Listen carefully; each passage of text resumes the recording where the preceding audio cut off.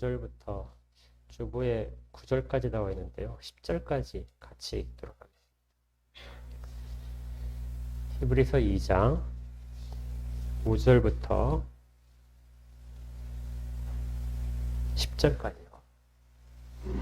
다 찾으셨으면 함께 읽도록 하겠습니다. 시작. 하나님이 우리가 말하는 바 장차 올 세상을 천사들에게 복종하게 하심이 아니니라. 그러나 누구인가가 어디에서 증언하여 이르되 사람이 무엇이기에 주께서 그를 생각하시며 인자가 무엇이기에 주께서 그를 돌보시나이까. 그를 잠시 동안 천사보다 못하게 하시며 영광과 존귀로 관을 씌우시며 만물을 그 발 아래 복종케 하셨느니라 하였으니 만물로 그에게 복종하게 하셨은즉 복종하지 않은 것이 하나도 없어야 하겠으나 지금 우리가 만물이 아직 그에게 복종하고 있는 것을 보지 못하고 오직 우리가 천사들보다 잠시 동안 못하게 하심을 입은 자 곧 죽음의 고난받으심으로 말미암아 영광과 존귀로 관을 쓰신 예수를 보니 이 일 행하심은 하나님의 은혜로 말미암아 모든 사람을 위하여 그러므로 만물이 그를 위하고 또한 그로 말미암은 이가 많은 아들들을 이끌어 영광에 들어가게 하시는 일에 그들의 구원의 창시자를 고난을 통하여 온전하게 하심이 합당하도다.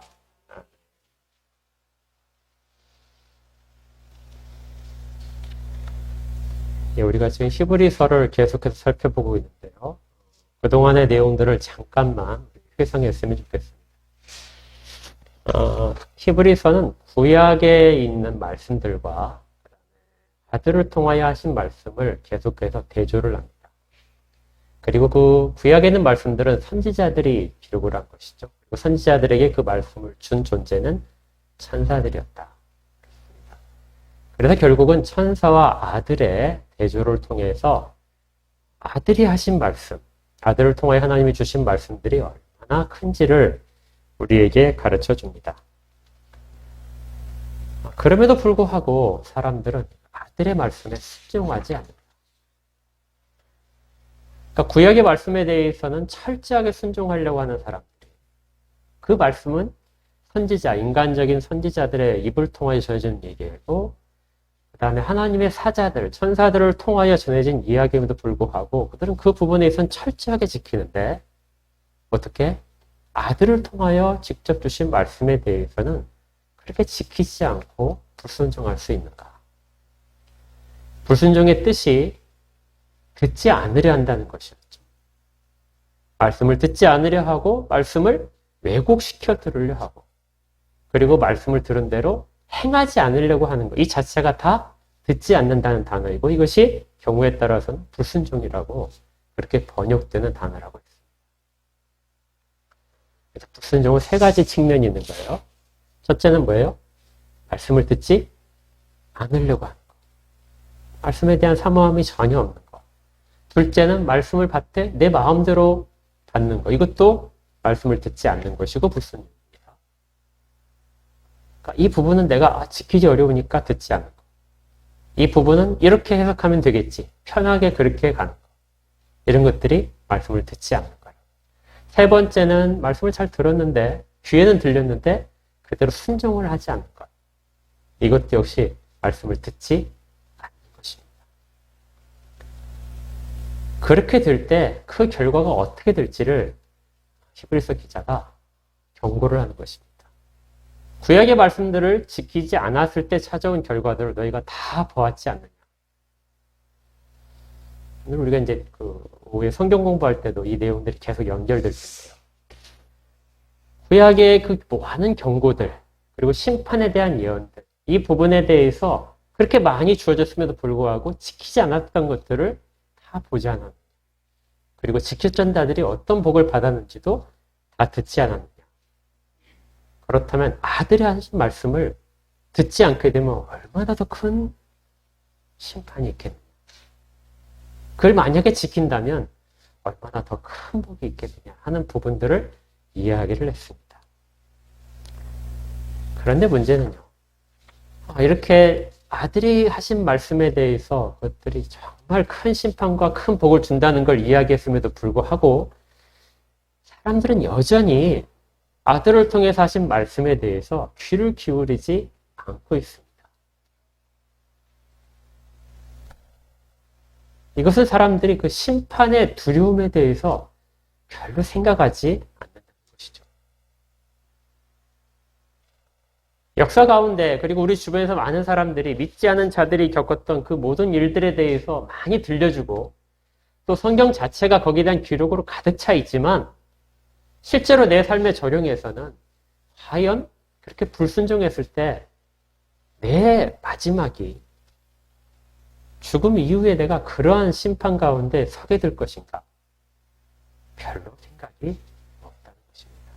그러니까 사람들은 두려움 때문에 예수 앞에 나오는 일들은 그렇게 많지 않다는 것이죠. 예수를 안 믿으면 지옥가, 이 말이 어떤 사람들에게는 전혀 다가가지 않게 되는 것입니다. 그 자체를 믿지 않으니까요. 그리고 우리 지난주에 다뤘지만 이 예수의 말씀, 아들의 말씀이 그렇게 큰 의미를 가지지 못하는 이유는 지금도 그렇지만요. 당시에는 또 다른 이유들이 있었습니다. 그것은 예수가 그렇게 대단한 존재처럼 그렇게 사도들이 전하는 것처럼 하나님의 아들이다. 이 땅 가운데 육신을 입고 오신 하나님이다 하는 생각에 대해서 동의하지 않기 때문에 그렇습니다. 우리 그 고대 사람들의 생각을, 가치관을 조금 더 살펴볼 필요가 있는데요. 고대인들은 그 신이 있는 세상이 따로 있고, 그 다음에 사람들이, 피조물들이 있는 세상이 따로 있다고 생각을 했습니다. 그리고 종종 신들이 인간의 모습으로 이 땅 가운데 찾아올 수 있다고 생각을 했어요. 그 사람들 사이에 신이 사람의 모습으로 돌아다니는 것입니다. 이런 것들을 신들의 유의라고 그렇게 이야기했죠. 그러니까 신들이 사람 사이를 그냥 돌아다닙니다. 마치 놀이터처럼. 그렇게 돌아다니고 사람이 역사도 만들고 뭐 이런 것들을 하는 것이 신들의 놀이다. 이렇게 생각을 많이 했어요. 신이 사랑하게 되면 특별히 신에게 잘하는 자가 있으면 더 큰 복을 주고 그를 높이고 뭐 이런 일들을 한다고 생각을 했습니다. 때로는 짐승의 모습으로 찾아오기도 했어요. 그러니까 하나님의 아들, 하나님이 이 땅 가운데 육신을 입고 나타나셨다 하는 부분에 대해서 고대인들에게는 큰 그런 어떤 이해상의 어려움은 없었다는 것이죠. 하나님이 육신을 입고 사람들 가운데서 같이 먹고 같이 기뻐하고 같이 자고 같이 여행하고 이런 부분들, 굶주림과 슬픔을 느꼈다 하는 부분에 대해서 고대 사람들 별로 그렇게 많은 이해하는데 어려움을 겪진 않았다는 것입니다. 또 가끔 그 고대인들은 신이 사람과 결혼을 해서 아들을 낳을 수도 있다고 생각했어요. 그리고 그 신의 아들이 위대한 통치자가 돼서 제국을 건설하고 이런 일들이 가능하다. 그렇게 생각을 하고 신화를 직접적으로 다 만들어냈습니다. 그래서 로마 황제나 이집트의 왕 같은 경우에는 다 신의 아들이라고 생각을 했어요. 바벨론에서도 신의 아들이라고 생각을 했어요. 그러니까 신의 아들이 인간의 육신을 통하여 태어난다는 것도 사실은 고대 사람에게는 크게 이해하기 어려운 부분은 아니었던 것이죠.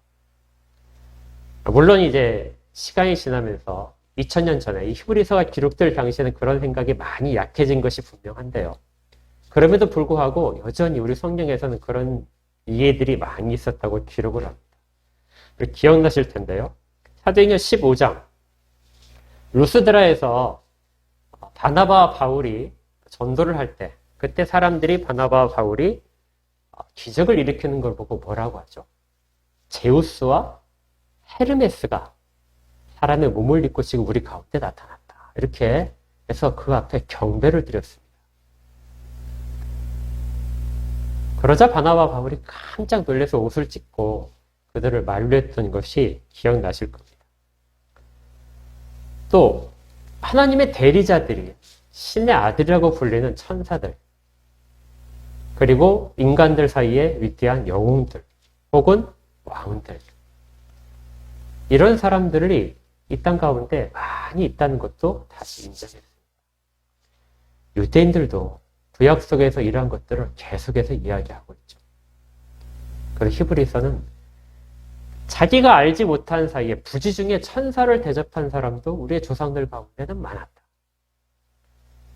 그러니까 천사가 영적인 존재지만 육신의 모습으로 와서 사람들과 같이 식사를 한 것도 많이 있었다 하고 히브리서 기자도 이야기합니다.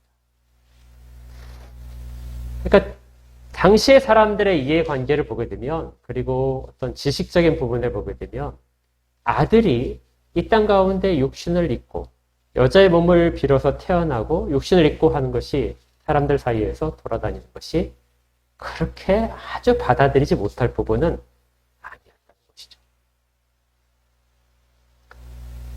그런데 문제가 이제 한 가지 점이 남는 것입니다. 그것이 뭐냐면, 그가 왜 정말 하나님의 아들이라면 왜 사람들에게 잡혀서 매를 맞고 고난을 당하고 어떻게 이렇게 비참하게 죽을 수 있는가? 사람의 손으로 어떻게 하나님의 아들이라는 그 분이 그렇게 죽임을 당할 수 있는가 하는 문제에 대해서 전혀 받아들일 수가 없는 것이죠. 하나님의 아들이라면 왕이 되고 영웅이 되고, 사람들이 그렇게 모욕을 한다면 그들을 다 쳐서 없애야 되겠죠. 그런데 천사는 그렇게 모욕받는 적이 없습니다. 천사들은 아주 강하죠. 죽임을 당하지 않습니다. 그들은 영생하고 한 번에 10만 명이 넘는 적들을 다 단숨에 죽일 수도 있고요. 국가를 보호하기도 하고 국가를 심판하기도 하는 존재들이 천사였다는 것입니다. 그러면 그 천사와 비교할 때 아들은 실제적으로는 얼마나 미약한 존재일까? 그런데 그 아들이 어떻게 천사보다도 더 뛰어나고 천사가 그분을 섬기는 것이라고 어떻게 말할 수 있겠는가? 가장 풀기 어려운 것이 천사보다 뛰어난 존재가 어떻게 고난받고 죽임을 당할 수 있는가 하는 내용입니다. 마가복음은 이 부분에 대해서 잘, 마태 다 똑같은데요. 마가복음 15장에 이런 구절들이 나옵니다. 우리 한번 찾아볼까요? 마가복음 15장 29절. 신약성경 83쪽입니다.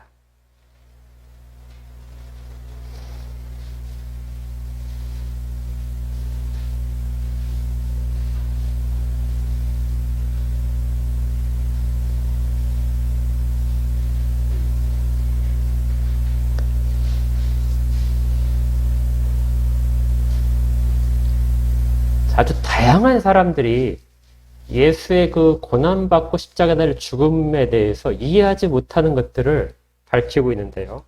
29절부터 보겠습니다. 마가복음 15장 29절에 이렇게 되어 있어요. 예수께서 십자가에 달려 못 박히시자 지나가는 자들은 자기 머리를 흔들며 예수를 모욕하여 이르되 아하, 성전을 헐고 사흘에 짓는다는 자여, 네가 너를 구원하여 십자가에서 내려오라 하고. 그러니까 네가 성전을 헐고 다시 지을 만큼 그렇게 능력이 있다고 그렇게 네 입으로 이야기를 했는데 어떻게 너는 그 꼴이 십자가에 달려 지금 모욕받고 죽어가고 있느냐 하는 거죠. 31절에 그와 같이 대제사장들도 서기관들과 함께 희롱하며 서로 말하되 그가 남은 구원하였을 때 자기는 구원할 수 없도다. 그는 구원을 하기 위해서 왔다고. 그렇게 이름조차도 그것인데요. 어떻게? 너는 구원할 수 없느냐? 그렇죠. 신이 자기를 구원하지 못한다는 것. 자기의 어려움을 극복하지 못한다는 것은 신이라고 말할 수가 없겠죠. 대제사장이 그렇게 이야기를 하는 것입니다. 32절에는 십자가에 함께 못 박혔던 자들이 예수님을 이렇게 모욕합니다. 이스라엘의 왕 그리스도가 지금 십자가에서 내려와 우리가 보고 믿게 할지어다. 그러니까 정말 하나님의 대리자라면, 하나님의 아들이라면, 이게 이제 그리스도와 왕이라는 이름 속에 들어있는데, 십자가에서 내려와. 그러면 우리가 보고 뭐 하겠다고요? 믿겠다. 이것이 그 당시에 2000년 전에 있었던 거의 모든 사람들의 생각이었습니다. 어떻게 하나님의 아들이 십자가에 달려 매를 맞고 모욕을 당하고 그렇게 조롱을 당하면서 그걸 그대로 다 참고 아무 말도 못하고 죽음을 당할 수 있는가? 그래서 초대교회 당시에는 어떤 이단들은 그 모욕을 당하고 십자가에 죽은 그 인간은 예수가 아니다. 그 전에 이미 하나님의 아들은 영으로서 들어왔다가 그 전에 다 빠져나갔다. 왜냐하면 모욕을 당할 수 없기 때문이죠. 그렇게 주장을 해서 정말 고난당한 것은 육체뿐이다. 이렇게 주장하기도 했었습니다.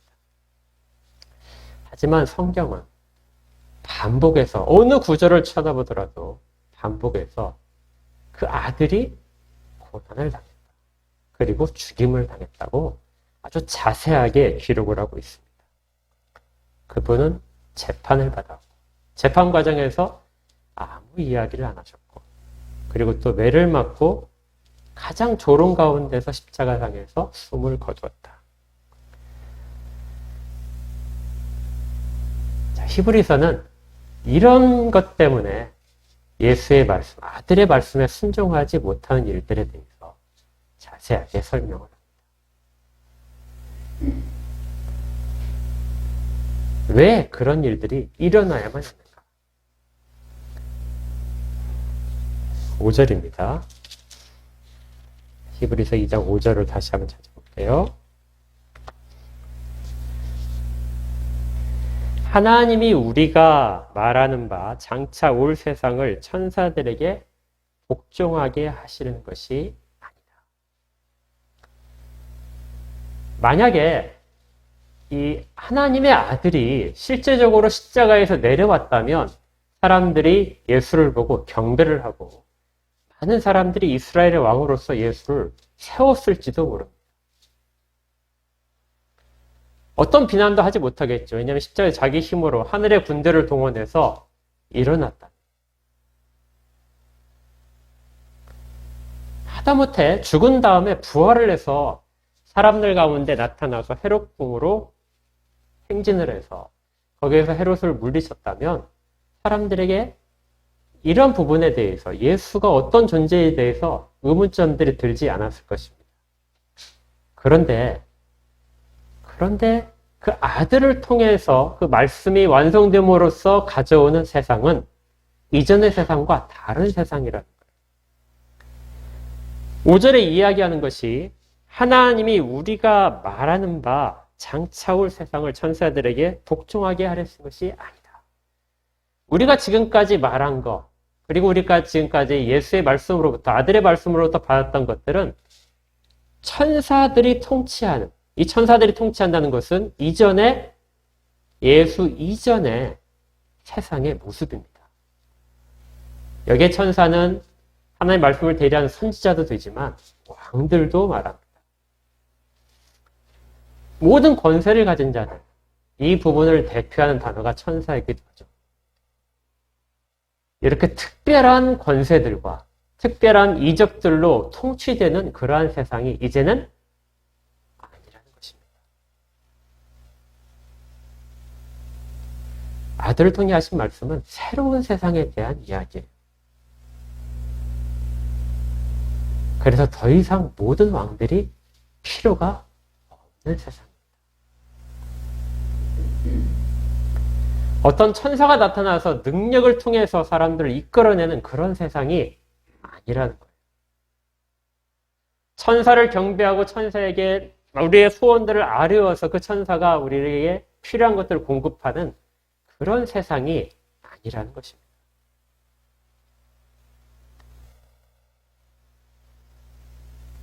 사도들이 그리고 초대교회 성도들이 서로가 서로에게 들려줬던 이야기는 지금 우리가 원하는, 우리가 필요로 하는 모든 것들을 공급하는 아주 큰 존재에 대한 것이 아니라 장차 올 세상에 대한 이야기였습니다. 그 세상은 현재 우리가 세상 가운데 겪고 있는 그런 가치 질서, 그런 어떤 위계 질서를 통한 세상과는 완전히 다른 세상이다.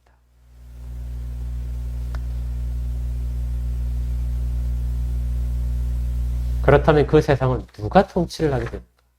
그런 세상은 어떻게 이루어지겠는가? 6절에서 계속해서 이렇게 이야기합니다. 그러나 누구인가가 어디에서 증언하여 이르되 사람이 무엇이기에 주께서 그를 생각하시며 인자가 무엇이기에 주께서 그를 돌보내시나이까. 그를 잠시 동안 천사보다 못하게 하시며 영광과 존귀로 관을 씌우시며 만물을 그 발에 복종하게 하셨나이다. 이 지금 6절부터 기록되어 있는 이 구절은 시편 8편에 있는 내용의 일부를 인용을 한 것입니다. 여기서부터 이제 여러분 이제 좀 더 자세히 들으셔야 돼요. 자, 여기 6절에 그 인용되어 있는 사람이 무엇이기에 주께서 그를 생각하시며 인자가 무엇이기에 주께서 그를 돌보시나이까. 여기 인자와 그는 누구를 가리키는 것일까요? 여기 인자와 그라는 단어가 과연 누구를 가리키는가? 자, 시편 8편으로 한번 가보겠습니다. 시편 8편을 한번 찾아보십시오. 구약성경 807쪽에 있습니다.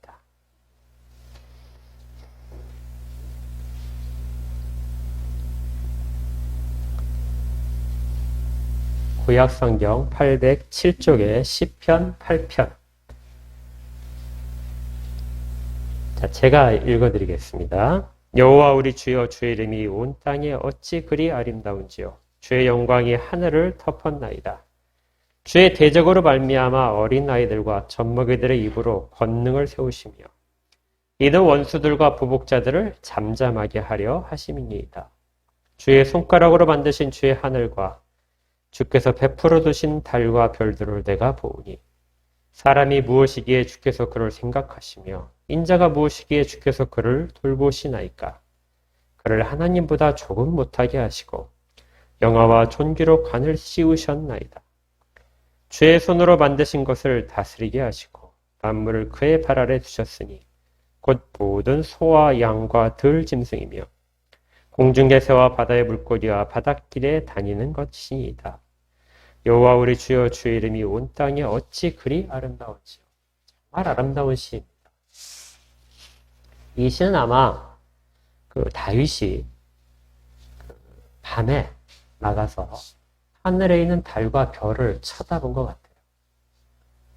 우리는 지금 하늘이 워낙 탁하고 세상에 불빛이 워낙 세서 하늘에 있는 별들을 잘 못 보는데 깜깜해야만 보이는 것이죠. 어떤 분이 그런 이야기를 하시더라고요. 가장 멀리 있는 것은 가장 어두울 때 보인다. 근데 사실은 그게 가장 밝은 것입니다. 밝지만 멀리 있는 것이죠. 그래서 우리가 보통 때 세상의 밝음에 취했을 때는 그 빛을 전혀 볼 수가 없어요. 그런데 모든 것이 다 깜깜해질 때야 가장 멀리 있는 것이 보이게 됩니다. 자, 지금 다윗이 밤에 나가서 하늘을 보았습니다. 그 모든 하늘과 낮에 볼 수 없었던 정말 별들과 달이 하늘에 쫙 펼쳐지는 걸 보여요. 지금보다 훨씬 더 많은 별들이 정말 쏟아질 듯이 그렇게 보였을 것입니다. 그리고 그것들을 쭉 감탄을 하다 보니까 자연스럽게 하나님에 대한 생각이 들기 시작합니다. 저것들을 지으신 하나님. 그래서 아주 재밌는 표현을 하고 있는데요. 3절에 보면은 주의 손가락으로 만드신 주의 하늘과 하늘을 어떻게 했다고요? 주의 뭘로 만드셨어요? 손가락으로 만드셨대요. 손가락으로 만드셨다는 뜻은 우리가 마치 그 어떤 그 조각가나 어떤 화가가 이렇게 그림을 그릴 때 직접 이렇게 그리지 않아요. 이렇게 한 것처럼 직접 했다는 뜻입니다. 하나님이 친히 하늘을 그렇게 다 만드셔가지고. 그리고 그 반짝이는 별들을 마치 보석을 하늘에 뿌리듯이 그렇게 쫙 펼쳐놓으셨구나. 그걸 보면서 그걸 만드신 하나님을 찬양을 하고 있습니다. 근데 그 하나님 찬양을 하다가 이 시인이 다윗이 어디로 넘어가냐면요. 그런데 그걸 쳐다보니까 4절에 사람이 무엇이기에 사람을 생각하기 시작하는 거죠. 그 모든 하늘을 쳐다보고 있는 그 별들을 보고 있는 그리고 그걸 통해서 하나님을 알게 만드시는 그 하나님을 찾아가는 자기 그리고 사람들. 과연 그 사람이 무엇이길래 하나님의 그를 그렇게 생각하고 계십니까? 인자란 말은 사람과 동일한 말입니다. 인자가 무엇이기에 주께서 그를 돌보시나이까? 여기에서 그는 다 사람입니다. 사람을 어떻게 하나님이 그렇게 아끼시고 친히 돌보시면서 그렇게 이끌고 계십니까? 5절은 더 이제 감사한 표현들이에요. 그를 하나님보다 조금 못하게 하시고 이 조금이란 말은 잠시라는 말로도 번역될 수 있어요. 하나님보다 사람을 어떻게 해요?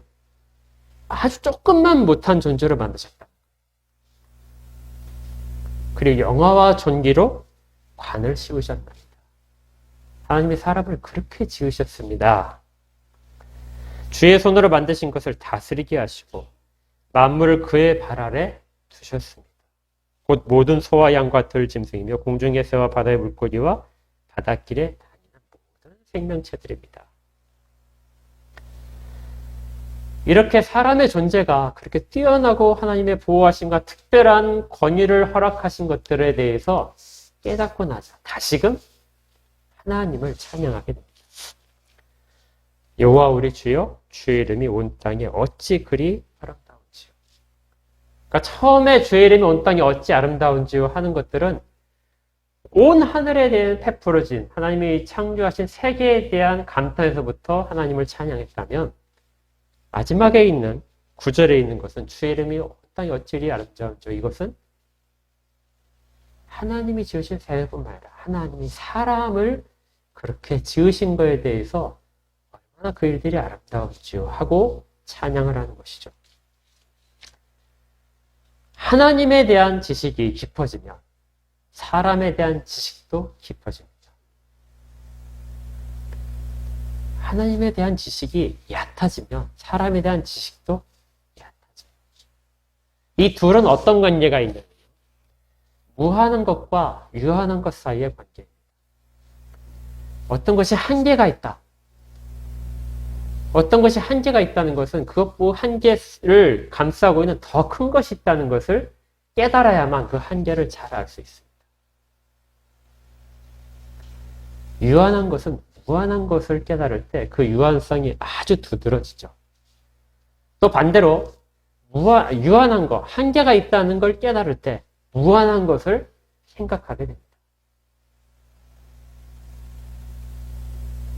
그래서 유한과 무한은 서로 떨어져 있지 않죠. 우리가 일생이 아주 정말 영원히 우리가 산다 하게 되면 그 영원이라는 단어에 대해서 아무런 느낌을 가지지 못할 겁니다. 그런데 우리가 유한한, 기껏 해봤자 100년의 세월을 이 땅 가운데서 살게 되는 그 유한함 때문에 100년을 뛰어넘는 영혼에 속한 시간들을 생각하게 됩니다. 인간의 한계성이 하나님의 크심을 발견하는 단초가 된다는 것입니다. 그래서 우리가 죄인으로서의 약한 면, 우리가 얼마나 약한 면인가를 깨달을 때 하나님의 크신 은혜들을 반대로 경험을 할 수 있습니다. 시편 8편은 이 내용 전체를 잘 보시면 어떤 것이 생각나시죠? 어디에 있는 내용들을 지금 이 다윗이 생각하면서 찬양을 하고 있습니까? 하늘을 보면서 인간을 어떻게 지으셨는가를 보면서 이 내용은 다 창세기 1장에 기록되는 내용. 창세기 1장에 기록되어 있는 그 사람을 지으실 때 하나님이 하신 모든 일들, 하나님이 모든 피조물들을 지으시고 그 가운데 사람을 두실 때 복 주셨던 그 모든 것들이 바로 이 시편 8편에서 시인이 노래하고 있는 내용인 것이죠. 하나님께서는 사람을 그렇게 지으셨습니다 하고 찬양을 합니다.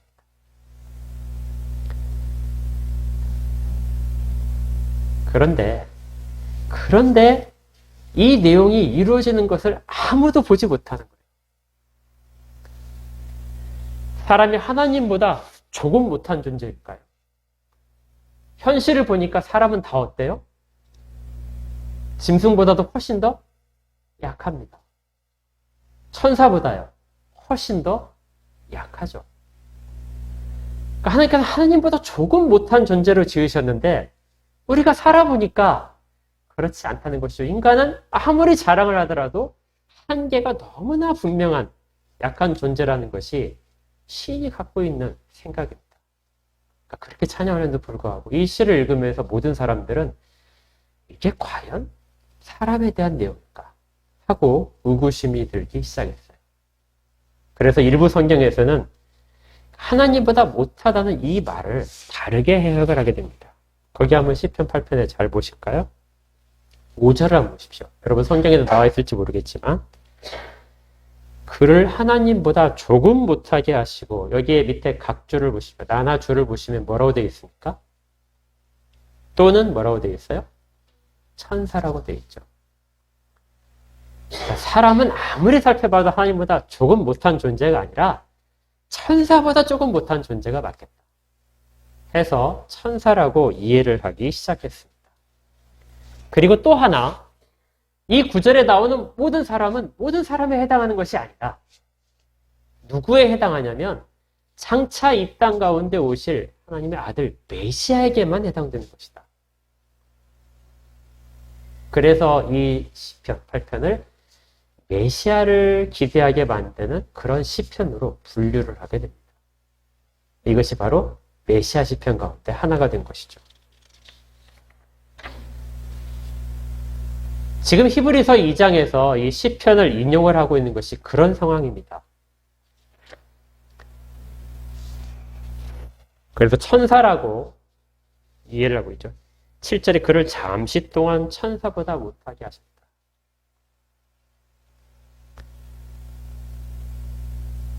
그런데 지금 이 앞뒤 본문을 보게 되면 이 히브리서를 기록한 사람이 이 시편 8편을 인용을 할 때 그가 그 인자와 그라는 단어에 담는 것은 그리스도가 아니라 사람을 먼저 생각합니다.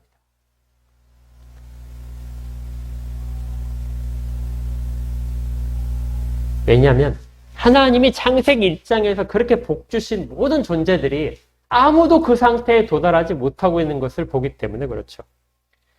그래서 8절 뒷부분에 이렇게 됩니다.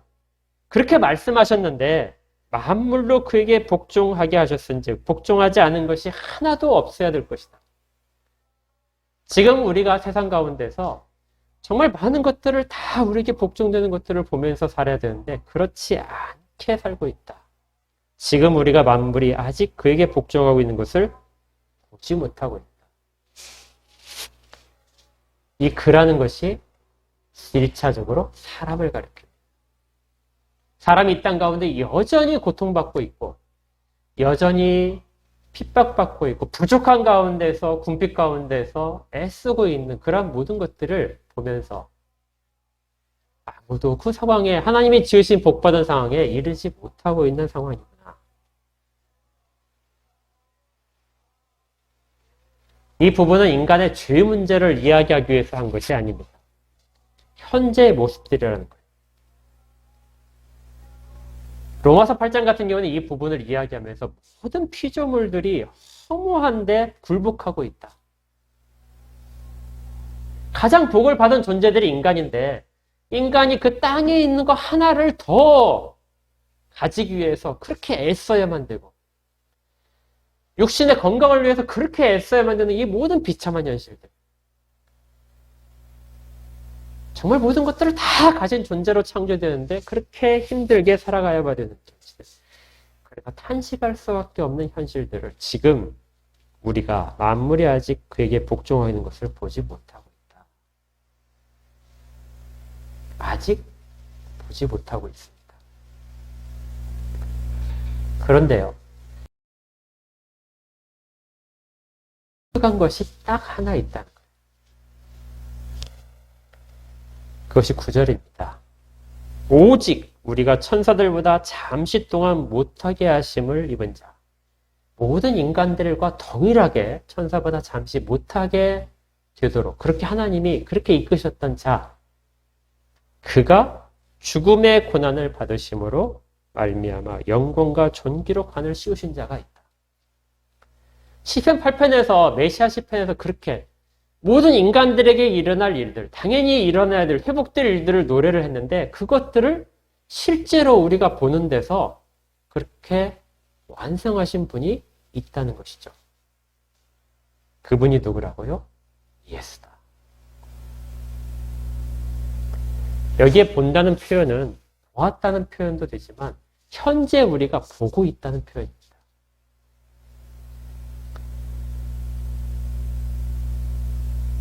오직 역사 가운데 단 한 존재, 예수란 존재가 우리 가운데 그 모든 시인들이 그렇게 간구했다. 그 가장 아름다운 일들, 그런 일들, 하나님이 창세기 1장에 사람을 지으실 때 복 주시기로 했던 그 모든 복들을 다 만들어내신 분이 바로 예수다. 히브리서에서 예수란 단어는 여기에 처음 등장합니다. 지금까지는 다 아들이었어요. 아들로 이렇게 하다가 굉장히 이 단어를 아낀 것 같아요. 막 아끼고 아끼다가 정말 극적인 가장 중요한 부분에서 그분이 바로 그 아들이 바로 예수야. 이렇게 터뜨리고 있는 것이죠. 온 사람들이 다 그 한계 가운데서 붙잡혀서 정말 저주 가운데서 애타하고 힘들어하는 모든 것들을 다 깨부순 분이, 그리고 그것의 가장 좋은 것들을 우리에게 보이신 분이, 그리고 지금도 보이시는 분이 바로 예수다.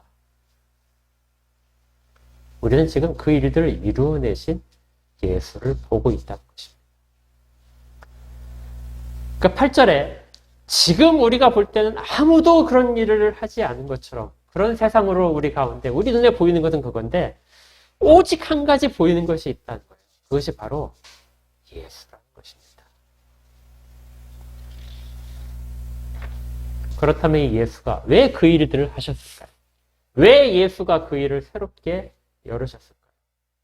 그것은 그로 말미암아서 모든 자들에게 같은 영광스러움의 회복이 있을 것이기 때문입니다.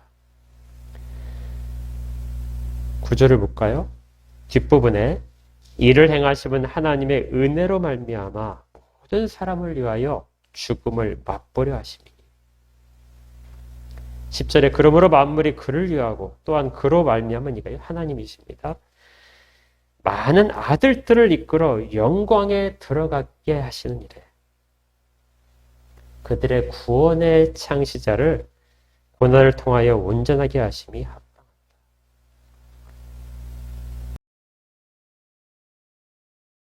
다 알 수 있도록 육신을 입고 이 땅 가운데 오셔서 그리고 가장 비참한 죽음을 인간의 가장 한계성이라고 생각되는 일시적이고 육체적인 한계와 그리고 모욕까지도 감당케 하시고 그것들을 통하여 그것들을 다 이기시고 영광과 존귀로 부활하신 그분께서 모든 권세를 가지시는 이것은 모든 사람들에게 그것이 약속되어 있다는 것을 보여주는 일이었다는 것이죠. 모든 아들들, 하나님의 많은 아들들을 이끌어서 영광에 들어가게 하신다. 그러니까 시편 8편의 그 이야기들이 메시아만 해당된 것이 아니라 메시아가 여심으로써 하나님을 믿는 모든 자들, 그 많은 아들들이 다 같이 들어갈 모습으로 우리 가운데 열렸다는 것입니다. 이것들이 다 죽지 않게 되는 것이죠.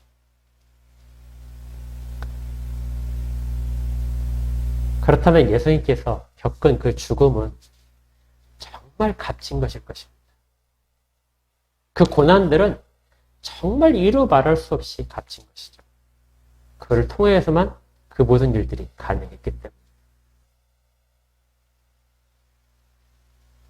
그 예수는 힘이 없어서 가장 비참하게 그가 신이 아니기 때문에 하나님의 진정한 아들이 아니기 때문에 그런 것들을 겪은 것이 아니라 그걸 통해서만이 모든 인간들이 약속받은 회복되기 때문에 그 길을 처음으로 인간의 모습으로 오셔서 그 길을 처음으로 열어젖히신 분이다. 그리고 그 오실 세상, 장차 올 세상은 5절을 다시 보게 되면 올 세상은 천사들에게 복종하게 하는 것이 아니라 너희들이 그 모든 것들을 다스리는 존재가 될 것이다. 잠시 동안 천사보다 못하게 했었지만 이제는 천사들이 너희들과 같이 일을 하게 되는 그러한 존재들이 될 것이다. 더 이상 천사를 숭배할 필요가 없다. 그들은 너희들을 돕는 그런 영적인 존재일 뿐이다. 이 모든 약속들이 아들을 통해서 이루어졌다는 것이고요. 아들은 그 내용을 우리에게 계속해서 들려주셨고 사도들은 그 내용을 우리에게 들려줬다. 우리가 들은 바는 바로 이것이다. 그러니 우리가 어찌 지금 이 세상에서 사람들과 다퉈서 경쟁하고 이겨야만이 얻어내는 그것들을 가지고 그렇게 우리의 좁은 시야로 그렇게 살아갈 것인가? 우리는 완전히 다른 세상으로 초대받은 자들입니다. 다른 가치관이 있는 자들인데 그리고 그것들을 다 다스려야 될 자들입니다.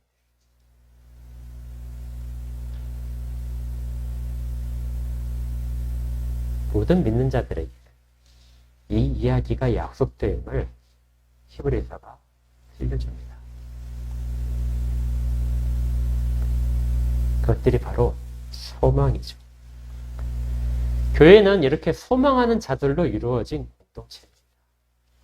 옛 가치대로 더 많은 것들을 얻어내기 위해서 구약에 있는 더 중요했던 가치들, 이 땅에 있는 소산물들, 그리고 집들, 땅들, 건강들 이러한 것들로 가득 채워지는 구약의 세상이 아니고 이제 장차 올 세상, 그것들을 경험하고 있는 교회는 그 세상의 가치를 보여주고 그대로 사는 연습을 하는 것입니다. 우리가 에베소서를 계속해서 살펴봤는데 에베소서에 이런 부분들이 역시 나옵니다. 에베소서 잠깐 볼까요? 앞으로 가시면 310페이지에 에베소서 1장에 21절부터의 말씀인데요.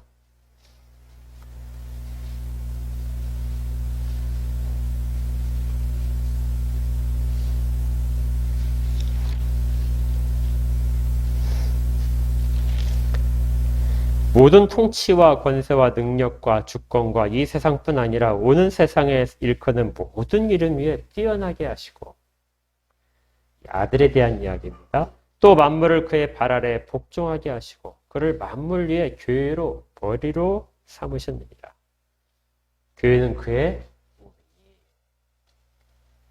그리스도께서 그 모든 영광을 차지하셨기에 그 그리스도 안에 있는 교회 그리스도의 몸된 교회가 그 영광 가운데 참여하는 것이고 각각의 성도들은 그 교회에 속해서 그 영광에 같이 참여하는 것입니다. 이것이 현재 우리의 실존적인 모습입니다. 두 가지로 요약될 수 있어요. 지금 우리가 만물이 아직 그에게 복종하고 있는 것을 보지 못하네. 우리가 아직 그 모든 것들을 누리지 못하지만 우리가 보는 것은 오직 그 모든 것들을 완성해내신 예수를 볼 뿐이다. 예수를 보지 못하면 그 모든 일들이 우리 가운데 이미 이루어졌음을 전혀 알 길이 없습니다.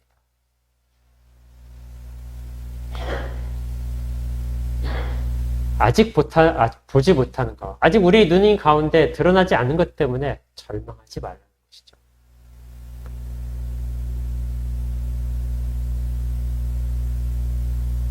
우리가 세상의 풍랑 가운데 있으니까 풍랑을 보지 말라는 것입니다. 무엇을 봐요? 예수를 봐야 됩니다. 베드로가 주님이 물 위를 걸어오시는 걸 볼 때 나도 걷게 해주십시오 해서 물 밖으로, 배 밖으로 물 위를 걸어갔습니다. 그가 걸어갈 때는 누구를 볼 때였냐면 예수를 볼 때였죠. 풍랑이 아무리 거세고 주변이 아무리 깜깜하고 바닷물이 위험하다 할지라도, 그 호수가 위험하다 할지라도 예수를 볼 때는 전혀 위험하지 않았습니다. 그런데 그가 바람과 물을 의식하고 그것들을 보게 되자 그는 빠져들어가게 되죠.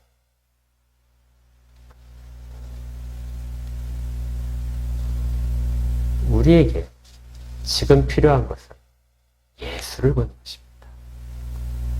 그리고 예수님을 통해서, 아들을 통해서 우리 가운데 열려져 있는 세상 가운데 이미 들어와 있음을 깨닫는 것입니다.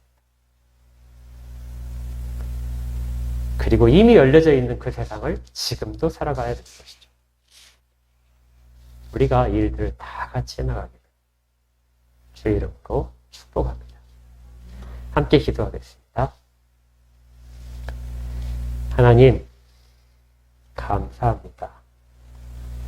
주께서 저희들 가운데 놀라우신 사랑으로 은혜를 베푸셔서 어느 누구도 하나님의 사람을 처음 지으실 때 약속하시고 허락하신 복들을 누리지 못하고 이 땅 가운데 다 같이 탄식하고 있는데 우리 가운데 하나님 친히 오셔서 그 모든 고난을 우리와 동일하게 겪으시고 그것이 끝이 아니라 영광과 존귀가 약속되어 직접 그 몸을 통하여 보여주심을 감사드립니다.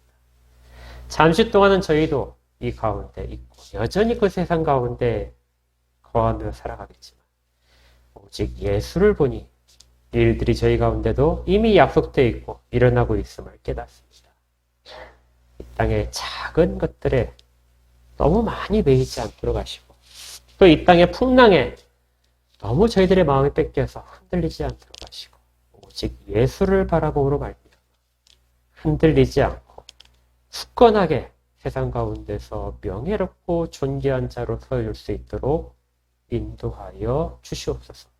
이 일들을 잘 깨달아서 삶에 적용하도록 저희들의 온 몸과 마음들을 주장하여 주시고 친히 손을 잡고 인도하여 주시옵소서. 예수 그리스도 이름으로 기도합니다.